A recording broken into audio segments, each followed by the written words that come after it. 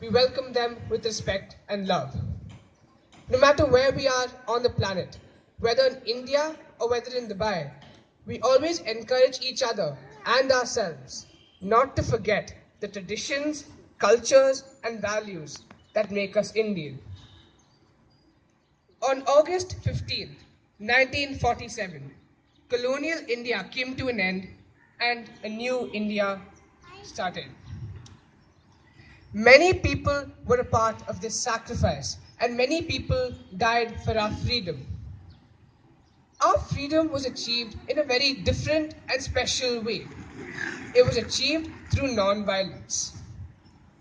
One more fascinating thing about our independence story was how it was achieved without any social media, something that the youth of today take for granted. India has done many things since she became independent. Just 21 years after independence, ISRO was formed, the Indian Space Research Organization. Many missions were launched and many have succeeded, changing the way the world thinks about space. Mangalyaan made India the first Asian country to touch Mars with a price so low that taking an auto rickshaw to Mars would be more expensive. Chandrayaan made India the discoverer of water on the moon, and PSLV, or Polar Satellite Launch Vehicle, made India a world record breaker. And India launched more than 100 satellites to space in one go. Other than development in space research, India has undergone many other movements, such as the Green Revolution, the White Revolution, bank nationalization, and many others.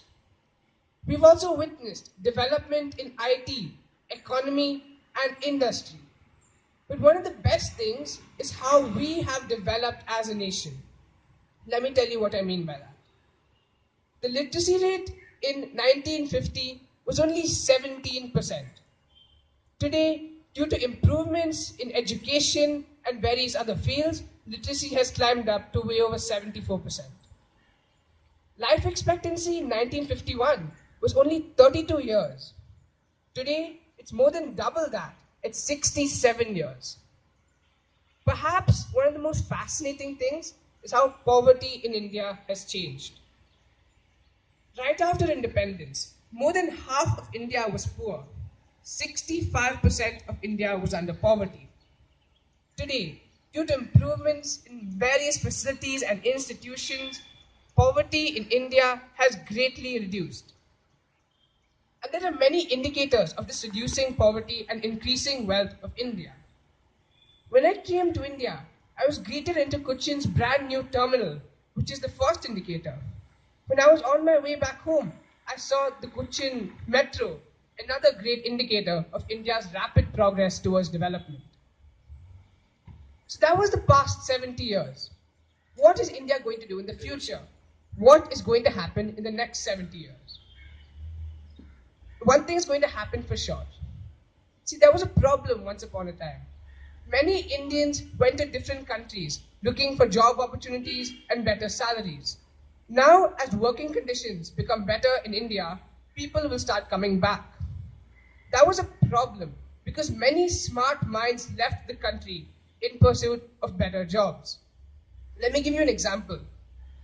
Three of the most major American companies, Google, Microsoft, and Pepsi, are all headed by Indians. Even Michio Kaku, a famous Japanese scientist, said that the US is only a great country not because of the Americans, but because of the contributions of the Chinese and the Indians. 38% of all the people who work in NASA are Indian, and 36% of all the doctors in of all the doctors in the US are Indian too. One more projection for India is that by 2040, it will overtake the US and become the second largest economy in the world, just after over 90 years of independence. After that, in the same year, India will officially become a developed country, with its institutions and facilities developing at such a rapid rate. So that was India in the past 70 years. That was India probably in the next 70 years. But how will India be remembered by our children? How will India enter the history books of our children? Will it be the world's largest economy? Will it be the first country to reach a planet that we don't even know about? Will it be home to the biggest businessmen, businesswomen, and companies in the world?